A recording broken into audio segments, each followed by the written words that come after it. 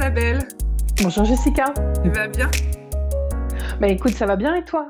Oui, ça va bien, merci. Je suis contente de t'accueillir sur la chaîne pour cette interview. Merci, je suis ravie d'être là. Top, Ouais, merci infiniment. avec plaisir, grand plaisir. Alors, Isabelle, on se connaît depuis un petit moment maintenant, hein, on s'est rencontrés il y a quelques années. Tout Et à fait. du coup, on s'est recontacté récemment parce que voilà, tu as vu mon travail et du coup, tu m'as demandé s'il serait possible d'être sur cette chaîne interviewée. Donc, c'est avec grand plaisir que je te reçois parce qu'en plus, comme ça fait longtemps qu'on s'est pas vu, je suis sûre que tu as plein de nouvelles choses à nous raconter.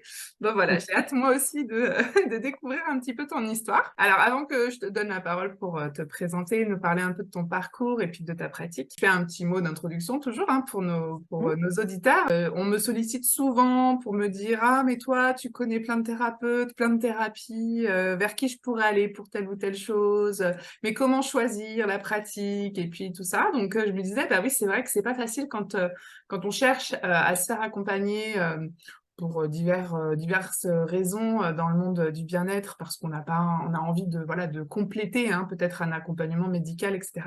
C'est pas toujours évident de savoir vers qui se tourner et vers quelle pratique se tourner en fonction de son besoin parce qu'il y a de plus en plus de pratiques et qu'on en parle de plus en plus. Et du coup, je me suis dit, ce serait bien qu'il y ait un endroit où les gens peuvent consulter une sorte de banque de données en lien avec les pratiques. Et puis, tout de suite, je me suis dit, bah oui, un annuaire, ça serait génial. Mais finalement, un annuaire écrit, ça perd un peu de son authenticité, parce que derrière une phrase, il peut se cacher plein de choses et c'est pas toujours évident de sentir. Et moi, je sais que c'est important pour moi de sentir les gens, de rencontrer les gens, de percevoir la dynamique. Ça me donne déjà de premiers indices en fait, hein, pour me dire tiens, j'ai envie d'y aller ou j'ai pas forcément envie d'y aller. Et je me suis dit, mais ça serait super peut-être de mettre en évidence les thérapeutes, les accompagnants, les coachs, enfin, peu importe, tous ceux qui travaillent autour du bien-être et du mieux-être, en vidéo, des interviews, ouais, ça serait top. Et voilà. Et donc le projet est né comme ça, avec l'idée de mettre en lumière des thérapeutes de ma région, parce que bah voilà, moi je suis du 77 et je fais souvent des salons, des ateliers, des conférences, donc je croise pas mal de monde. Et je me suis dit, mais il y a plein de gens ici qui font plein de trucs sympas, et ça serait chouette de pouvoir les avoir sur la chaîne. Et puis finalement, de fil en aiguille, comme on n'est pas loin du 94 et aussi du 91, évidemment, j'ai ouvert à plus large et puis en réalité, ça va même sur toute la France maintenant, donc c'est génial parce que l'idée de toute façon, c'est que vous qui passez sur cette chaîne, vous puissiez aller farfouiller dans l'annuaire et voir si une pratique vous intéresse, si vous êtes curieux de découvrir un praticien ou une praticienne en particulier. Donc voilà, je vous invite à aller regarder autour de cette interview, vous en trouverez plein d'autres. Et donc aujourd'hui, on est avec Isabelle Babillot et on va parler énergétique, on va parler chamanisme, on va parler runes. Voilà, donc je vous en dis pas plus. Je lui donne la parole tout de suite pour qu'elle se présente à nous. Isabelle, si tu veux bien nous dire du coup qui tu es, d'où tu viens, ce que tu fais, voilà, pour te présenter à nos auditeurs. Bah, génial, merci Jessica.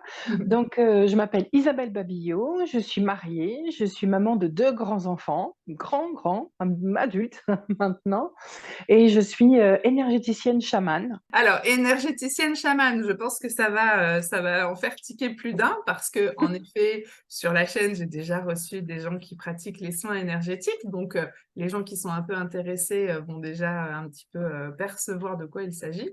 Et chaman. Alors, chaman, c'est un grand mot qu'on trouve de plus en plus régulièrement, mais quand même, ça reste assez peu connu. Donc, tu vas nous en dire un peu plus, bien sûr. Déjà, sur ton parcours à toi, pourquoi ce mot, chaman, qu'est-ce que ça veut dire et qu'est-ce qu'on y trouve dedans? Et puis aussi, du coup, comment tu accompagnes les personnes, puisque du coup, tu fais des soins. Tu vas nous en dire un petit peu plus. Alors, dis-moi déjà, comment t'en viens là? C'est quoi ton histoire c'est quoi ton parcours à toi? Est-ce que tu as toujours été énergéticienne chamane? Alors non, j'ai pas toujours été énergéticienne chamane. Comme je disais en introduction, j'ai la chance d'être maman de deux grands-enfants. Et dans notre histoire personnelle, ma fille aînée a eu des soucis. On l'a diagnostiquée toute petite, en fait, souffrant de troubles de type aphasique. L'aphasie, en fait, c'est des connexions au cerveau qui se sont pas faites pour différentes raisons. Et je suis partie en guerre, entre guillemets, parce que pour moi, c'était impossible de laisser ma fille dans sa bulle, parce que toute petite, j'avais l'impression qu'elle était dans son monde. Et donc, du coup, avec mon mari, nous avons fait un parcours de 4 orthophonistes, pédopsychiatres, psychothérapeutes. J'allais dire le normal en fait, le conventionnel. Et je suis sûre qu'il y a beaucoup de parents qui sont dans la même situation. Et un jour, j'ai une amie qui m'a dit: «Mais pourquoi tu lui fais pas faire un soin énergétique?» Et ce que j'ai fait, c'était un soin, en fait, en Reiki Ushui et ça a été la révélation. Vraiment, ça a été, extraordinaire. Enfin, vraiment, dans mon histoire, ça a été la première personne déjà à me parler, positivement de notre fille, par rapport à tout ce qu'on nous avait dit qui n'allait pas. Enfin, voilà, ça a été, extraordinaire et du coup, bah, je me suis formée pour pouvoir être autonome. Pour moi, l'autonomie, justement, vis-à-vis de ma fille, c'est quelque chose qui est très, très important et donc sur mon parcours, voilà, j'ai commencé donc par me former au Reiki Ushui pour lui faire des soins le dimanche. Après, il y a la kinésiologie qui s'est invitée parce que je me suis rendu compte que le corps ne ment pas.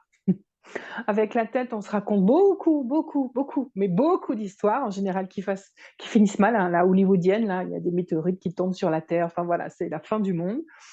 Donc je me suis formée en kinésiologie, en santé par le toucher, plus exactement. Après, c'est invité le décodage biologique aussi, c'est pareil, d'aller demander au corps en fait quelle est la source de stress.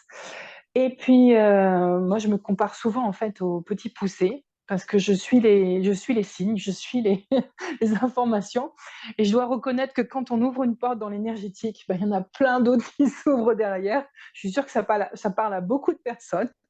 Parce que du coup, bah, j'ai suivi un cursus chamanique en fait de 4 ans qui a été, vraiment, très, très enrichissant, vraiment super et voilà et encore je pense que, je peux vous partager mon parcours à ce jour, mais je pense qu'il y aura encore plein, plein de choses parce que j'ai une soif d'apprendre, une soif de connaissances et puis c'est infini en fait. Les soins, Mmh. comment je veux dire? Les soins énergétiques, c'est absolument passionnant.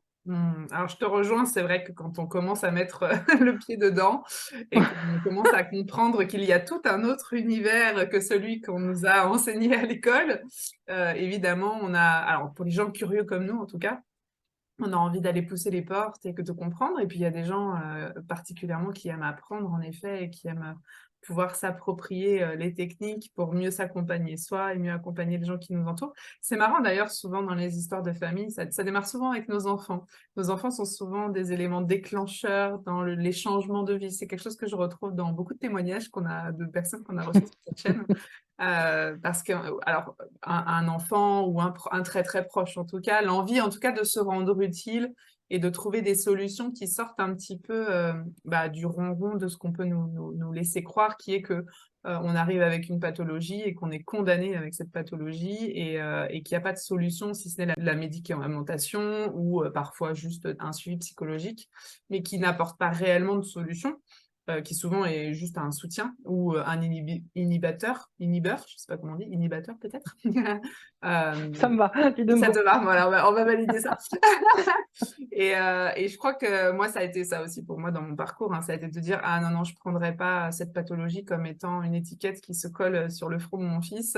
Pour moi, c'était l'asthme et voilà, donc c'était pour moi pas possible, quoi. Si le corps dysfonctionnait, c'est qu'il y avait autre chose. Et donc, c'est vrai que souvent, c'est quelque chose qu'on retrouve dans les témoignages.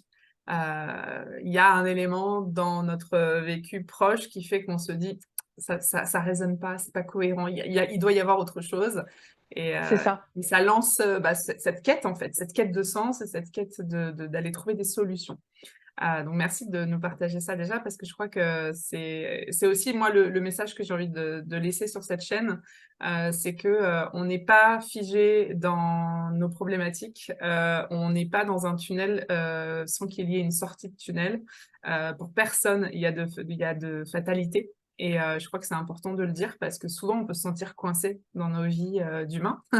On peut vivre des choses très difficiles, très douloureuses et pour autant, si on est d'accord d'ouvrir un peu, voilà, sa conscience, et d'être curieux, on peut vraiment découvrir des techniques, qui sont vraiment avec un accompagnement différent, plus holistique, donc plus global, plus complet et qui peuvent mettre du sens sur des choses qu'on vit dans notre corps, qu'on somatise et qui finalement, les 3 quarts du temps, ne nous appartiennent pas ou sont liées à des histoires qui peuvent être délayées et réglées. Donc je pense que tu pourras nous en parler un petit peu aussi dans ton expérience. Tu dois souvent, rencontrer ce genre de situation, je n'en doute pas. Alors, cette école de chamanisme que tu as fait, ou cette, je sais pas, cette formation, je sais pas comment tu l'appelles. Donc, tu me disais qu'elle a duré 4 ans. Alors, C'est 4 ans, c'est ça. quand même conséquent pour une formation, hein. La plupart des formations peuvent se faire sur des durées un peu plus courtes. Est-ce que tu peux nous en dire un petit peu plus? Qu'est-ce qui a été marquant dans ce parcours de formation? Est-ce qu'il y a des choses particulières ou peut-être parler de l'école qui t'a formé? Parce qu'il y a peut-être des gens qui vont passer sur la chaîne et qui sont en recherche justement d'informations. Donc, tout est bon à prendre.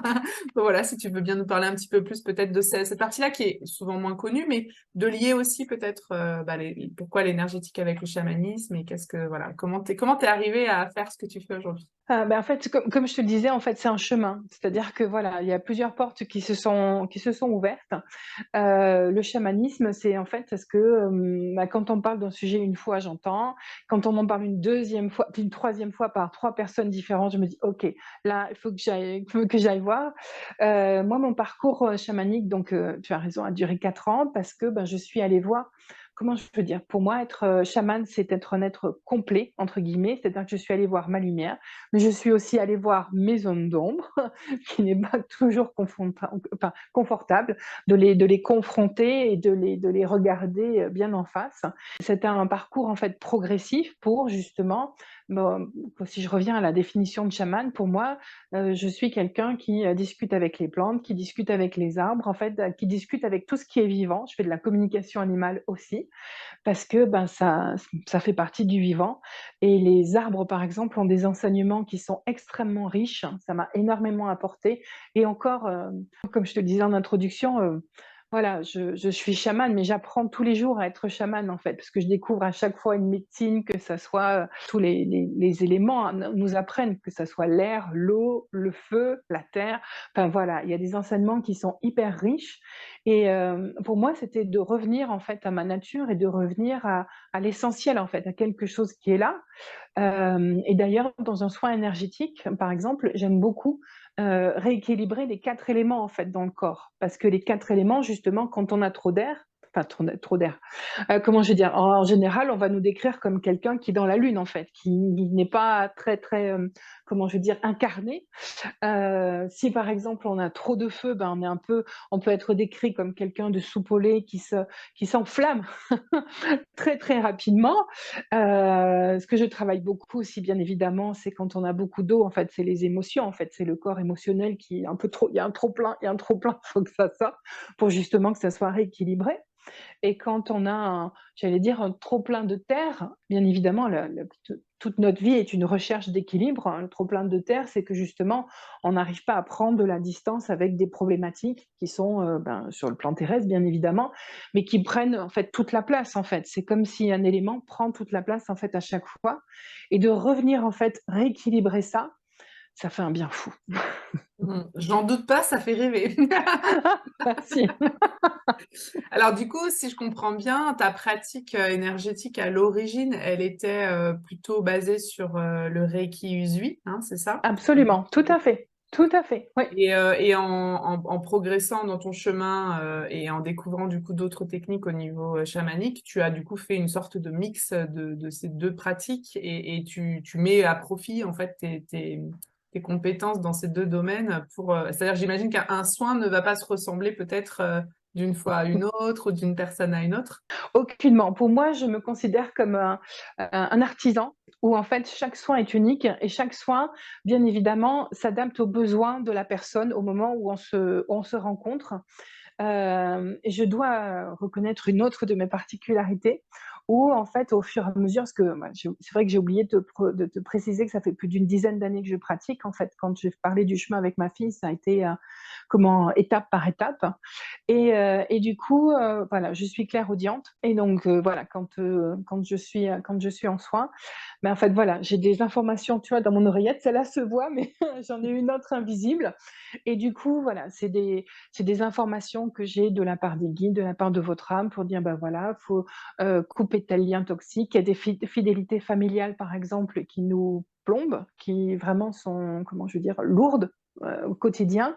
Ça peut être lever des secrets de famille, par exemple, mais ça, c'est du transgénérationnel, en fait, ça remonte et tout ça, ça nous est transmis dans notre ADN, via notre arbre généalogique et du coup, voilà, ouais, tu as tout à fait raison, en fait. Aucun soin ne se ressemble et c'est vraiment du sur mesure. Je suis «embêtée» entre guillemets parce que je n'ai pas de spécialité dans le sens où je peux travailler du féminin sacré, je peux, enfin, je travaille avec, ma plus petite patiente, ça a été une petite, fille de 3 mois, jusqu'à 80 ans, en fait. J'appelle ce que je fais des soins de vie, en fait. C'est pour Bien sûr. redonner de la vie dans la vie. Du coup, tu vas toucher un panel de personnes, du coup, quel que soit l'âge, le sexe, et cetera. Est-ce que malgré tout, tu constates une récurrence dans tes pratiques ou est-ce qu'il y a des saisons qui se ressemblent? Comment tu l'observes avec le recul? Ou est-ce que vraiment, c'est toujours une sorte de redécouverte de créativité au jour le jour et année après année? Bah, j'aurais tendance à dire que c'est en accord avec mon chemin personnel. Parce que je me suis rendu compte que, pour te donner un exemple concret, parce que j'aime beaucoup le concret, quand j'ai eu un deuil dans ma famille, je disais à mon mari: «Ben, en fait, je fais pas de soins parce que j'ai rien donné». Je me sentais vraiment sèche à l'intérieur. C'était en août et puis, au mois de septembre-octobre de la même année, j'ai une personne qui m'a contactée et qui m'a dit: «Ah, je voudrais faire un travail de deuil avec vous. Est-ce que vous pourriez m'accompagner?» Et comme je venais d'en faire un avec les 5 étapes du deuil et tout ça, ben voilà, en fait et tout ce que j'arrive, comment je veux dire, à transmuter, ben c'est assez drôle parce que j'ai des personnes qui arrivent derrière pour, profiter de cette sagesse, en fait, de profiter de mon expérience. Alors c'est vrai que c'est quelque chose que moi je constate aussi en soins Ah! effectivement, lorsqu'on a travaillé sur des thématiques, spécifiques pour nous-mêmes et que c'est enfin intégré et qu'on est enfin en paix avec ça et bien souvent, des personnes viennent à nous pour ce même besoin. En même temps, j'ai envie de te dire la vie est plutôt bien faite, ça semble évident qu'on ne peut accompagner et éclairer, le chemin d'une personne qui vit quelque chose de similaire à quelque chose qu'on a pu vivre parce que c'est très difficile de parler de quelque chose qu'on n'a pas expérimenté dans la matière, même si on peut avoir une connaissance théorique, ça sera jamais comme de l'avoir vécu et ça, c'est vrai que c'est quelque chose qu'on retrouve souvent aussi dans les accompagnements donc moi, je dis souvent aux gens quand les gens viennent me voir et me disent: «Mais je sais pas trop vers qui aller», je leur dis 2 choses. La première, c'est fais-toi confiance parce qu'intuitivement, tu sauras aller vers la bonne personne, celle qui va résonner avec toi, même si tu ne le sais pas, d'un point de vue Mmh. cognitif tous tes autres sens vont te donner l'information. Donc, c'est très important de suivre son intuition. Et puis, la deuxième chose aussi, c'est de toute façon, qui que tu ailles voir, ça sera toujours en lien avec ton propre besoin parce que tu viens chercher quelque chose. Et donc, la personne que tu vas aller voir, qui, elle, est au service de ça, au service de plus grand, elle va être le réceptacle de ce dont tu as besoin. Donc, finalement, il n'y a pas une bonne ou une mauvaise personne, il n'y a pas une bonne ou une mauvaise pratique. Il y a celle qui nous appelle, il y a celle qui résonne avec nous, celle qui nous met en confiance peut-être, ou celle qui nous intéresse d'un point de vue intellectuellement parlant, j'ai envie de dire, ou parce qu'on en a Mmh. entendu parler, ou parce que voilà, on est plus attiré par telle ou telle chose. Mais heureusement, voilà, toute cette part-là est, je crois, bien ficelée et l'univers tire les bonnes ficelles pour que ce soit toujours très cohérent. Je suis Alors, d'accord avec toi, pardon et je pense que c'est de partir du principe, en fait, que tout est juste, en fait. Voilà, mon c'est ça. mantra, si je peux le partager aujourd'hui, Ouais, je le c'est: dis «Tout souvent est aussi. juste». Voilà, Ça, tout tout est est juste, même juste, tout si a une raison d'arriver et il y a jamais de hasard. voilà, même si on ne comprend pas tout de suite et que ça peut paraître un peu compliqué ou autre, c'est parce que des fois, je sais qu'il y a des personnes qui me disent: «Ah oui, mais je suis tombée sur un praticien qui était pas tip top ou autre». Mais non, mais vous en avez retiré une expérience, donc c'est bon, OK. C'est OK aussi. C'est ça. On valide chaque étape et parfois notre âme sait où elle va, elle sait pourquoi elle y va. Nous, on sait pas toujours, on est un peu là à regarder ce qui se passe. Mais oui, il faut faire confiance. En tout cas, enfin, je pense que c'est la dynamique qui permet effectivement de cheminer plus sereinement. Pour autant, ça reste un vrai parcours de vie et voilà, ça peut être challenging pour beaucoup. Alors est-ce que, alors moi j'ai beaucoup entendu parler, du chamanisme, il y a quelques années puisque j'ai en fait découvert suite à un salon, du bien-être, une chamane de la région, qui d'ailleurs était, une des seules à ce moment-là, je crois parce que enfin, en tout cas, ça se disait pas trop et il y avait comme une espèce de trucs un peu cachés. Alors, est-ce que tu as, toi aussi, senti ça autour du chamanisme et de ce mot chaman? Et est-ce que tu as un avis ou une réflexion à partager par rapport à ça? Pourquoi, finalement, dès qu'on entend parler de chaman, on a un peu les poils qui se hérissent et souvent, c'est la peur ou la méfiance qui se manifeste? Alors moi, il y a un mot que j'aime beaucoup, c'est discernement. J'aime beaucoup ce mot-là. Encore une fois, comme je disais, enfin, moi, c'est un parcours de 4 ans avec des étapes bien précises. Voilà, j'aimerais bien rappeler qu'en fait, on peut pas être chaman en un week-end. C'est pas possible parce que je vois des propositions, en fait, dans ce sens-là. Encore une fois, toute expérience est bonne à prendre, mais enfin, moi, j'ai pas été voir mes ombres en un week-end, et j'ai pas été voir ma lumière. Et ça a été ce qui a été le plus difficile, justement, de reconnaître ma lumière. Mais qu'est-ce que j'apporte au monde et qu'est-ce que comment je veux dire, en quoi je contribue en fait. Ah oui, c'est vrai que je ne sais pas parler de ma médecine. Parce que bien évidemment, le parcours de chaman, c'est d'aller découvrir sa médecine, de dire qu'est-ce que j'apporte en fait. Et moi, la mienne, en fait, c'est celle du phénix. C'est-à-dire que pour moi, dans la vie, tout est cycle, tout est fin et recommencement. On le voit actuellement, en fait, dans la nature avec l'automne, les arbres perdent leurs feuilles. C'est important dans la vie, en fait, de reconnaître qu'il y a des choses, enfin, qu'il y a des cycles, en fait, qui se terminent. Il y a des enfants qui partent de la maison, il y a des enfants qui naissent, il y a des séparations, il y a des divorces, il y a des commencements, il y a des débuts, il y a des fins. Et tout ça, ça fait partie de la vie, en fait, et de savoir à chaque fois, mais se relever, en fait, repartir de plus belle après un cancer, après une maladie, après un deuil, en fait, après tout ce qui fait partie de la vie. Donc toi, tu vas du coup plus souvent intervenir dans ces changements de vie. Hein, c'est ça ou en tout cas, c'est là où tu es le plus, peut-être le plus à l'aise Oui, dans ta pratique. oui, oui, parce que c'est ma médecine et puis c'est parce que c'est quelque chose que j'ai rencontré aussi. Mm. Et en même temps, c'est d'accompagner aussi l'invisible est aussi important que le visible. Et une part de mon travail, c'est de rendre, pour moi, même quand je fais des salons ou autre, en fait, tout est visible. En fait, je ne veux pas. Enfin, j'ai à cœur en fait d'enlever cette part de mystère et d'expliquer au maximum ce qui se passe dans l'invisible, en fait, pour que ça soit compréhensible. Parce que justement, quand tu parlais des poils qui se hérissent, bah, c'est, je pense, lié à l'inconnu parce qu'on ne comprend pas ce qui se passe en fait. On ne comprend pas bah, pourquoi il y a tel rituel, pourquoi il y a telle chose. Il y a beaucoup de mythes, il y a beaucoup de choses en fait qui ont été dites aussi par rapport à l'ayahuasca, je crois. Je crois que ça se dit comme ça. En fait, c'est les plantes hallucinogènes. Ah oui. Voilà, moi je tiens à préciser que j'en ai pris aucune et qu'on peut faire un voyage chamanique sans plantes, sans aide, sans béquilles, sans aucun problème en fait. Ma pratique est hyper simple et j'aime beaucoup, si je pouvais dire ma marque de fabrique, ça serait comment je veux dire, de concrétiser en fait la spiritualité dans le sens où je donne des exemples concrets en fait. Pour moi, ça serait la spiritualité avec les pâquerettes D'accord. au, au ras des pâquerettes. Parce que dans mon parcours, j'ai rencontré beaucoup de personnes qui me disaient ah, Isabelle, aime-toi davantage. Hmm, je suis d'accord. Enfin, sur le principe, ok, ok. Mais concrètement, dans ma vie de tous les jours, quand je vais faire mes courses, enfin voilà, dans ma vie de maman ou autre, concrètement, je fais ça comment? Voilà, c'est toujours le comment qui m'intéresse. Et pour moi, ma première démarche a été comment je veux dire, d'être attentive à la façon dont je me parle en fait. C'est le dialogue interne, comment je me traite. Enfin, comment je me traite, voilà. Est-ce que je m'encourage? Est-ce que voilà, en fin de compte, est-ce que je suis ma meilleure amie ou est-ce que je suis Ouais. mon ennemie? Comment je me parle en fait? Ça a Est-ce que je été me dis ma, des choses sympas ou est-ce que je suis tout le temps en train de me critiquer et de me dire tu vas pas y arriver?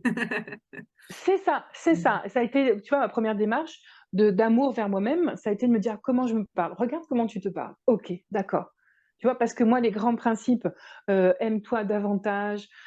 Ouais, enfin là, ça reste Ouais, là en fait. mais c'est Enfin, vrai que tu tu vois, as raison, c'est souvent ce qui fait défaut, c'est que on connaît l'idéologie et on comprend le chemin vers lequel on doit tendre, en tout cas les étapes à passer, mais bien souvent, ce dont on a besoin, parce que nous sommes aussi des humains, c'est de passer dans la matière, quoi. Donc concrètement, c'est quoi l'exercice ou c'est quoi le truc que je peux appliquer dans mon quotidien qui va rendre les choses, tangibles et merci de le dire parce que c'est vrai que souvent, on peut se perdre un petit peu, là-dedans et derrière ces grandes idéologies et ces grandes paroles qui font bien, hein, c'est vrai et qui représentent, Oui, une part de la connaissance évidemment.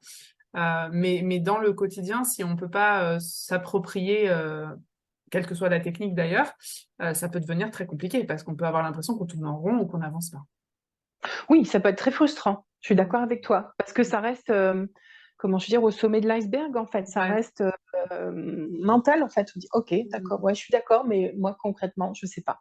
Ouais. Donc Alors, voilà. peut-être que certaines personnes vont se poser la question parce que, effectivement, il y a beaucoup, beaucoup de choses qui ont été dites, autour du chamanisme, parce que les films, hein, hollywoodiens, par Mmh, exemple, hein, tout simplement, sans aller chercher très loin, souvent, on voit la personne avec des plumes et qui a un tambour et puis, comme tu disais, qui prend des herbes hallucinogènes et puis qui va aller faire des trucs dans des tentes de sudation et cetera et cetera. Donc il y a à boire et à manger dans toutes ces informations.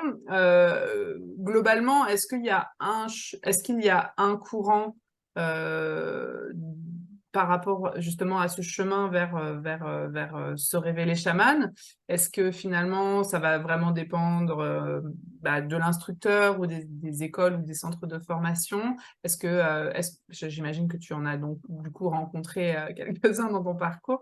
Est-ce que tu peux nous donner voilà, peut-être quelques petites infos qui peuvent peut-être aiguiller aussi les gens dans leur recherche, s'il y a des personnes qui souhaitent creuser dans ce sujet, vers quoi aller? Qu'est-ce qui peut donner l'impression que c'est quelque chose de sérieux et de cadré, et qu'est-ce qui peut peut-être alerter sur le fait que là, on est peut-être sur quelque chose qui est peut-être un peu moins concret ou qui va être un peu bâclé, voire même qui peut amener vers des pratiques qui ne seraient pas forcément de bonnes pratiques. Alors là, c'est hyper, difficile de te répondre et encore une fois, pour moi, c'est le discernement, en fait. Faites-vous confiance. Faites-vous confiance, faites-vous confiance. Si à un moment, comme tu le disais un petit peu tout à l'heure, tous les poils de votre corps se hérissent et puis que vous sentez que non, parce que même si on vous a dit en fait, ce qui est important aussi, c'est que même si, on vous a dit le plus grand bien d'un chaman, ça ne veut pas dire qu'il vous corresponde. Ça ne veut pas dire que, et c'est vrai pour toutes les pratiques, que ce soit la sophrologie, l'hypnose, enfin voilà, le magnétisme, il y a des personnes qui vont me dire: «Ah ben moi, ce magnétiseur, j'ai été le voir, puis ça m'a rien fait». Enfin, pour moi, c'est d'écouter vraiment ce qui est juste pour soi, en fait, à l'intérieur et même si on vous parce que quelque chose qui marche pour l'un ne marche pas forcément pour l'autre et c'est de dire: «Bah, ça, c'est juste pour moi. Un soin chamanique, ben, c'est juste pour moi». C'est OK. Enfin, tu vois ce que je veux dire? C'est vraiment Bien sûr. de se faire confiance parce qu'il y a pas une règle. Moi, j'ai rencontré le chamanisme mongol, enfin et comment je veux dire? Le chamanisme mongol fait appel à des esprits, qu'on appelle, Ongats et du coup, bah, c'est une incorporation du chaman pour justement délivrer des enseignements et tout ça et moi, je me suis dit: «Non, c'est pas quelque chose qui me correspond, en fait. Je ne veux pas être incorporée». J'écoute justement, en fait, les esprits, j'écoute les âmes, les anges gardiens, tout ça, mais d'être incorporée, en fait, que ça soit, comment je veux dire? Que quelqu'un d'autre prenne ma place physiquement, non. Mais j'ai été voir, en fait, j'ai été rencontrer des chamans mongols, j'ai trouvé ça super intéressant et pour moi, bah, voilà, l'enseignement, j'ai dit: «Non, non, ça va pas. Moi, je reste avec mon chamanisme celtique». Et ce que j'aime beaucoup aussi, c'est que j'aime beaucoup travailler avec des plantes, j'allais dire de la forêt, en fait, de notre forêt d'ici. Parce que justement, je trouve qu'on a un terroir qui est absolument, magique, enfin qui est riche, ne serait-ce qu'avec les plantes qu'on appelle simples, le plantain, l'ortie, enfin j'en passe et d'autres, la pâquerette, oh j'adore la pâquerette. Enfin voilà, c'est des plantes qu'on a dans nos jardins et qui nous soignent déjà en fait. Donc pour moi, c'est aussi de pas forcément aller chercher quelque chose très, très loin, enfin d'aller, pourquoi pas en Amazonie, OK, pourquoi pas. Mais il y a des choses pour nous soigner ici qui sont aussi très bien. Ouais, ouais.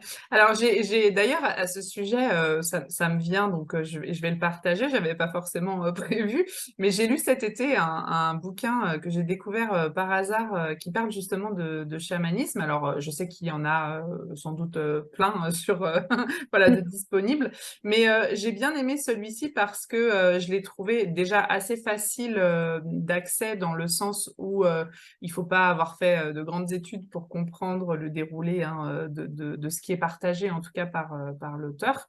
Et je suis en train de rechercher en même temps le nom exact pour ne pas l'écorcher, qui t'a donné une référence. Ah oui, Réveiller le chaman qui est en vous d'Arnaud Rioux. Je ne sais Mmh. pas si c'est un bouquin que tu as rencontré sur ton parcours. Alors après, il y a des gens qui vont dire c'est un bon bouquin, d'autres pas, c'est pas la question. Moi, ce que j'ai bien aimé, c'est que en fait, il explique que finalement, le chamanisme, c'est d'abord un état d'être qui nous ramène à notre essence d'humain, connecté à la terre et connecté aux éléments. Comme tu le disais au début, en lien avec le vivant et que finalement déjà ça c'est finalement la première étape de reconnexion, l'essentiel en fait du chemin, parce que c'est de là que va tout partir, c'est-à-dire ensuite, comme tu le disais, ces capacités peut-être de voir, d'entendre, de sentir qui vont se développer davantage parce que justement on va être encore plus au fait de nos sens et de qui on est sur cette planète, hein, des habitants de cette planète. Et à la fois, c'est aussi comment être un chaman dans son quotidien, c'est-à-dire pas seulement le chaman thérapeutique, celui qui va faire les soins, mais aussi du coup comment je suis chaman dans ma vie de tous les jours. Et j'ai trouvé que c'était simple à écouter. Alors je l'avais pris en audible parce que je m'étais dit tiens, je vais faire pas mal de trains. Donc comme des fois je suis un peu malade en train, je préfère écouter que lire. Et j'ai trouvé que voilà, ce déroulé d'informations pouvait aussi un peu désacraliser la notion de chaman et la rendre un peu plus accessible dans Mmh. le sens et du coup enlever peut-être ces peurs qui peuvent exister autour de ce mot parce qu'il porte aussi des égrégores. Pour moi, le chamanisme, en tout cas à titre personnel, je sais que j'ai eu beaucoup de réticence en fait à aller explorer. C'est moins le cas aujourd'hui parce que voilà, j'ai aussi parcouru mes peurs et j'ai été voir un peu derrière ce qui pouvait se présenter.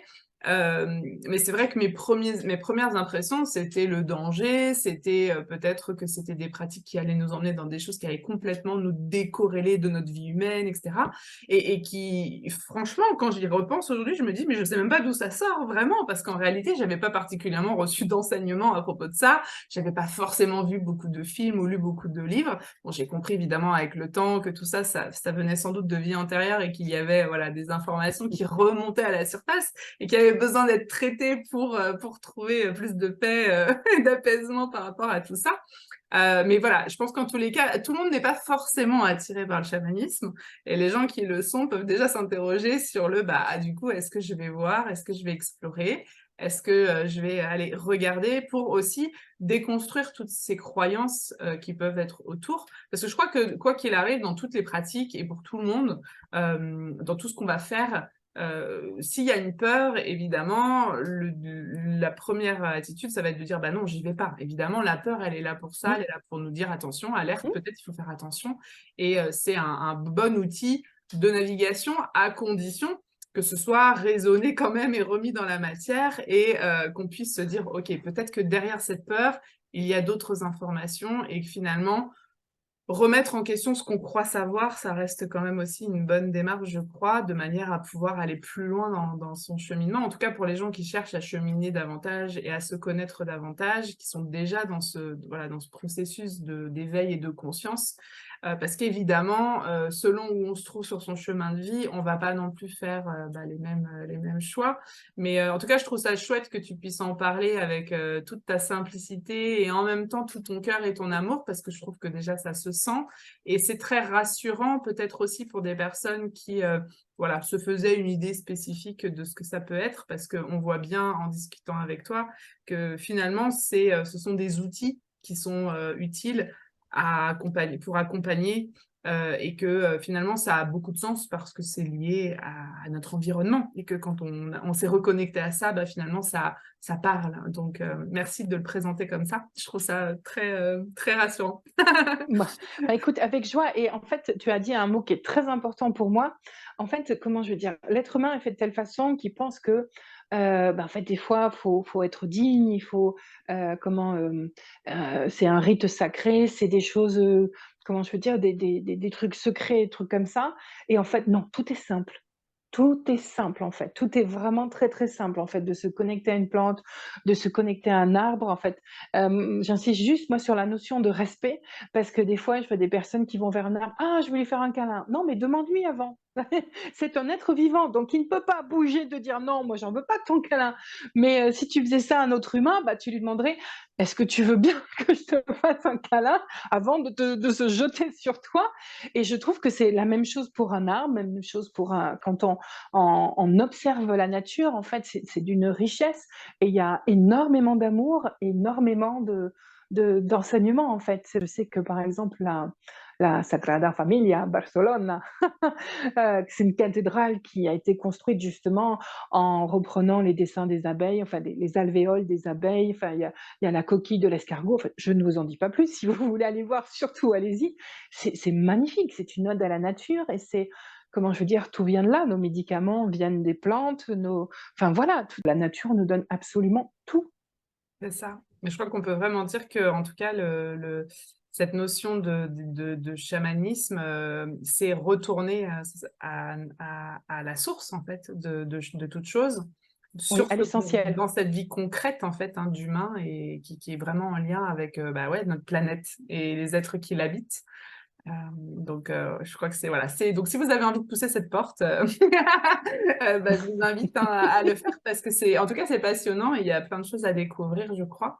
Alors je sais qu'au delà de tes soins énergétiques, chamaniques, tu as une autre, passion, quelque chose d'autre qui porte, ton cœur. Est-ce que tu veux bien nous en parler, s'il te plaît? Avec joie, parce qu'en fait, cette année, j'ai gravé en fait des runes de sorcières. Alors OK. je sais qu'on connaît beaucoup plus les runes nordiques en fait, qui ont été inspirées par Odin, qui sont en alphabet de 22 lettres. Alors, bah, moi, je vais t'en montrer une, en fait. Donc là, voilà, donc c'est des runes que je grave, sur des rondelles, en fait, de bouleau, en fait, tout simplement. Elles sont au nombre de 13 et elles sont liées toutes, en fait, aux 12 signes astrologiques. Elles sont liées à chaque fois, en fait, à des planètes. Elles ont une énergie qui leur est propre et par exemple, ben, donc celle-ci que je vais vous montrer à l'écran, c'est la rune, en fait, de la direction.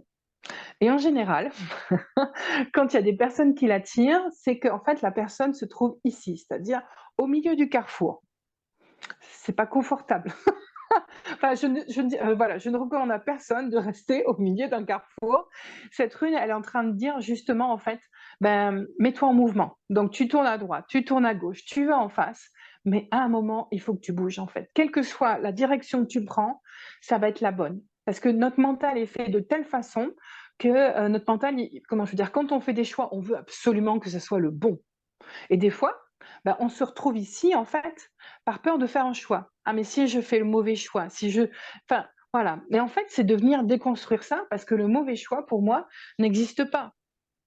Je préfère faire un choix, me mettre en mouvement et me dire bon, bah, c'était pas terrible, c'est peut-être par là, je vais essayer autre chose, plutôt que de rester immobile parce que j'ai peur de me tromper. Tout bouge dans la nature, tout est mouvement en fait. Une plante, elle se dit pas oh tiens, ça y est, j'ai grandi, ça va, je reste là, c'est bon. Je grandis pas plus, je ne grandis pas plus. Non, la vie, en fait, c'est le mouvement vers l'avant, en fait. C'est vraiment comment je veux dire, le développement, en fait, la progression. Et du coup, voilà, j'aime beaucoup dans quels sont au nombre de 13. Et je propose, en fait, depuis cette année, en fait, des tirages de 3 runes sur des salons. Et j'aime beaucoup parce que ce sont des guidances.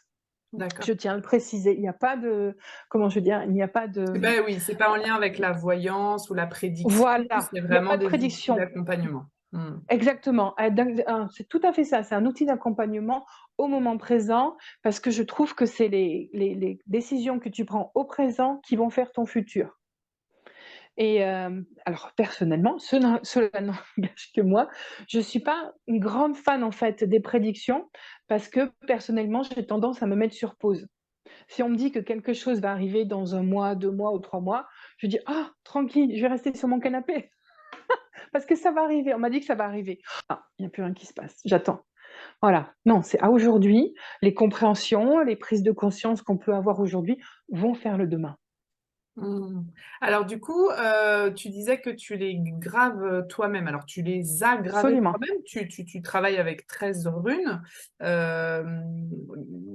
ou tu continues d'en fabriquer parce que tu en vends? Enfin, c'est parce que du coup, j'ai pas J'en vends, tout à fait. d'accord. Encore une fois, par rapport à ce que je te disais avec, ma fille, pour moi, l'autonomie est vraiment très importante. Là, j'ai fait un petit livret après pour que justement les gens reprennent leur pouvoir intérieur, en fait. C'est-à-dire que, bah, à un moment, j'ai besoin, je vais en prendre une autre, celle-ci. Celle-ci, par exemple, représente la rune de l'homme. Donc elle est représentée par une flèche parce que l'homme, enfin, c'est comment l'homme est connecté à la planète Mars, à l'énergie de Mars. Donc c'est un peu guerrier, mais c'est allez, on y va. L'homme, c'est oui, c'est non, mais en avant, on y va. Vraiment très incarné. Et par exemple, ben, quand j'ai besoin de cette énergie-là avec moi pour aller voir mon banquier, par exemple, ben, je mets tout simplement la rune dans ma poche parce que je vais avoir cette énergie qui va m'accompagner. Et du coup, pour moi, c'est important justement de proposer des sachets en fait de 13 runes avec un livret d'accompagnement pour que les personnes prennent conscience de quelle énergie elles ont besoin ou ou pour te donner un exemple, il y a une dame qui travaille sa féminité. Ben, en fait, chaque fois qu'elle fait un tirage, elle tire la rune de la femme en fait, parce que la rune de la femme, ah, hop, je vais pouvoir vous la montrer. Voilà, elle est représentée comme ça parce que en fait, la femme, c'est celle qui accueille les bras ouverts, c'est celle qui berce, c'est celle qui console, c'est celle qui prend soin, et c'est avec les bras en fait, c'est avec les mains. Et du coup, c'est comment je veux dire, on a toujours bien évidemment les deux polarités, féminin et masculin, le yin et le yang, et du coup, c'est d'avoir un équilibre en fait entre les deux. Et des fois, pour une femme qui a eu un parcours compliqué, qui a mis beaucoup de yang dans sa vie parce qu'elle en a eu besoin de se battre et tout, mais de venir comment je veux dire, réapproprier son côté yin féminin, justement, elle peut le faire à travers des runes. Et donc, du coup, pour moi, encore une fois, l'autonomie, c'est très, très important pour que les gens puissent être, comment je veux dire, j'allais dire maîtres de leur destin, mais au moins au volant de leur voiture, en fait, au volant de leur vie. Super. Alors c'est intéressant parce qu'en effet, je trouve que tous ces outils, d'accompagnement en autonomie sont essentiels pour se prendre en charge, hein, pour prendre la responsabilité de sa vie. C'est important d'en parler parce que quand on est accompagnant, on le sait à quel point parfois, et nous-mêmes dans notre parcours, on a pu parfois, chercher des solutions à l'extérieur et espérer que les réponses allaient venir de l'extérieur et finalement, souvent d'ailleurs, du coup, on est déçu parce que ça vient pas ou pas comme on voudrait. Et moi, je sais quelque chose que je dis souvent, alors je pense que parce que je me le répète à moi aussi, hein, c'est une réalité, c'est qu'on apprend toujours, hein, même quand on est en accompagnant, on continue sur notre chemin d'apprentissage et on continue de travailler sur soi. C'est à mon sens essentiel parce qu'on peut pas accompagner si on fait pas ce travail aussi d'introspection. C'est de pouvoir dire, OK, je prends la responsabilité de ma vie, je fais des choix, je me mets en mouvement comme tu le disais et pour ce faire, par contre, effectivement, il y a une panoplie d'outils, qui peuvent résonner avec mon mode de fonctionnement et qui vont me permettre de clarifier les choses pour que je sois plus en confiance ou pour peut-être, confirmer une intuition ou ce genre de choses. Parce que on reste quand même souvent, effectivement, comme tu disais, beaucoup dans notre mental et dans nos doutes et le mental, il prend beaucoup de place à plein de moments et c'est vrai que ça peut rassurer d'avoir, ce genre d'outils, pour pouvoir, bah, cheminer quoi et puis trouver sa voie. Mmh. Donc c'est génial. Alors super, on peut le faire en autonomie et si on a envie du coup de venir, te voir en consultation, comment ça se passe? Est-ce qu'on prend un rendez-vous pour un soin ou un rendez-vous pour un accompagnement avec les runes? Ou est-ce que tu fais systématiquement, un petit tirage runes après tes soins? Comment tu fonctionnes? Alors j'entends que c'est 2 besoins différents, en fait. Quand c'est un soin, c'est, comment je veux dire? Un soin d'une heure et demie où c'est très, très complet parce que je travaille toujours sur 4 plans: le physique, le mental, l'émotionnel et bien évidemment le spirituel. Tu disais que le soin, c'était donc une heure et demie de soins et que sinon il pouvait y avoir du coup une consultation spécifiquement pour les runes. Voilà, pour la guidance, parce que c'est pas le même type d'accompagnement. Un soin, en fait, dans mon cabinet se déroule toujours en 3 phases. une phase d'échange pour bien comprendre vos attentes et moi je vous explique la pratique, en fait, c'est comment ça se passe. Une deuxième phase de soins où vous êtes habillé sur la table de massage, sous une couverture, voilà, et il se passe ce qui doit se passer. Et un troisième temps, en fait, d'échange, parce que bien évidemment, je m'assure que la personne va bien, que tout a été intégré. Comment je veux dire? Parce que je travaille aussi des phrases pour travailler avec l'inconscient. Enfin voilà, moi j'aime beaucoup quand ça passe de l'inconscient au conscient. Ah oui, j'ai compris ce qui se passe, j'ai compris ce qui se trame. OK, voilà, c'est OK. Donc ça, c'est les soins en cabinet et les tirages de runes, en fait, je les fais pas mal en visio parce qu'on n'a pas forcément besoin de se déplacer. Les tirages de runes, en général, c'est par rapport à une question. J'aime beaucoup les questions qui commencent par comment, voilà, comment je vais faire, comment je vais m'en sortir, comment, voilà. Parce que déjà dans le comment, il y a une recherche de solutions, il y a une mise en mouvement qui me plaît. Et à aujourd'hui, le tirage que je propose, c'est un tirage en fait de 3 runes. La première rune qui va Avec représenter moi. la situation actuelle, Mhm. la deuxième rune qui va représenter le conseil de la rune, et la troisième qui va être la chose à faire ou à ne pas faire. Ça va découler en fait des deux premières et ça va éclairer par rapport à une problématique professionnelle, amoureuse. Il y a juste deux sujets sur lesquels je ne vais pas. Ça, c'est très clair en fait dans ma tête, dans mon éthique. Parce que sur un salon, j'ai une dame qui m'a demandé est-ce que le cancer, enfin, elle avait eu un cancer du sein, est-ce que le cancer va revenir? Donc ça, non. Parce qu'en fait, je lui dis oui, ben en fait, elle repart avec une épée de Damoclès au-dessus de sa tête. Je lui dis non, elle ne fait pas son check-up parce que je sais qu'il y en a un tous les 6 mois. Je ne prends pas cette responsabilité-là. Ça, c'est hors de question. La question que nous avons travaillé avec cette dame, c'est comment reprendre confiance en la vie. Ça m'intéresse. Voilà, parce qu'après une difficulté, que ça soit, ben, on en parlait tout à l'heure, de deuil, de santé, de d'autres et tout ça, voilà, c'est comment je vais rebondir, comment je vais continuer mon chemin. Voilà, ça, comment je veux dire, les questions dans ce sens-là, ça me va. Moi, j'ai développé en fait ces runes de sorcière maintenant que je propose parce que personnellement, j'ai beaucoup d'oracles, beaucoup de tarot, parce que j'aime bien en fait me poser et parce que des fois, en fait, comme tu me disais, il y a des choses qui sont inconscientes. C'est comme quand je démarre mon ordinateur, il y a des programmes qui se mettent en route comme l'antivirus ou le pare-feu, enfin des choses que je ne vois pas. Et du coup, j'aime bien justement faire un tirage pour dire, OK, alors j'en suis là. Qu'est-ce qui se passe? Comment je veux dire, qu'est-ce qui s'est réactivé? Est-ce que c'est une mémoire, une blessure, des choses comme ça? Et puis comme ça me permet aussi ben, d'avoir une image nette, d'avoir une image, ok, c'est ça, ah oui, je comprends mieux, d'accord. Ok, et quand je comprends les choses, quand c'est intégré, quand c'est conscient, ben, je peux passer à l'action. Tandis que tant que ça reste inconscient, ben, c'est quelque chose qui se joue, qui se joue, qui se rejoue et qui est au-delà de moi en fait. Et j'ai pas j'aime pas le mot contrôle, mais j'aime pas de prise, j'ai pas de prise en fait dessus. Et du coup, enfin moi, ces runes, c'est un outil que je me suis fait. Et puis j'ai des amis qui m'ont dit ah c'est trop bien et tout ça, tu devrais le proposer et tout. Et j'ai beaucoup de joie en fait à le proposer et justement à rendre des personnes en fait autonomes par rapport à leur cheminement en disant bah voilà, de dire bah tiens, je sais pas trop ce qui se passe là, je suis face à une difficulté. OK, qu'est-ce qui se joue en fait?